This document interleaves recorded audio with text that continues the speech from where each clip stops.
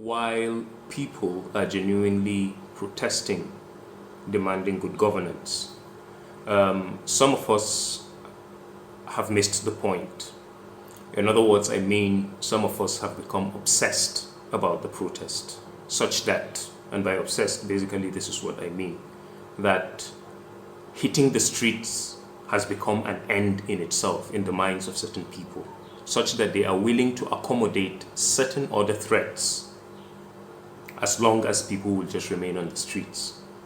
I am well aware that if in any part of the country, especially in the southern part, people kept saying, there is bad governance, there is this and there is that, let's go out and protest. And then as soon as everybody hit the streets, they began waving flags of foreign nations or of a foreign nation. It would have been a completely different thing.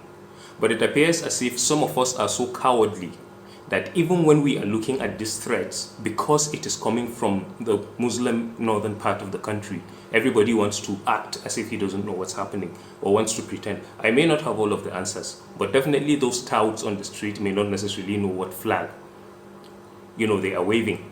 But there are people behind it. And like I said, I don't have all of the answers, but it's important to look at these issues from history. You would remember one of the most unpopular and disgraceful policies that this government wanted to do was to do some form of a military action against Niger.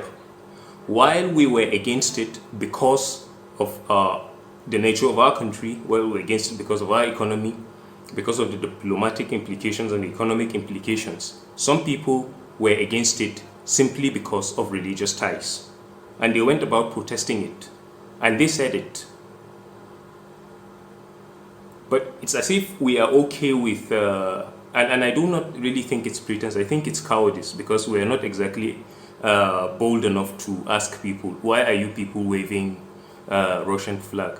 Why did you talk about hunger, you talked about fuel price and so many other things, and then we are talking about the same thing and you are waving Russian flag? What exactly is behind it? Who are the people that gave you those flags, and why are you doing it?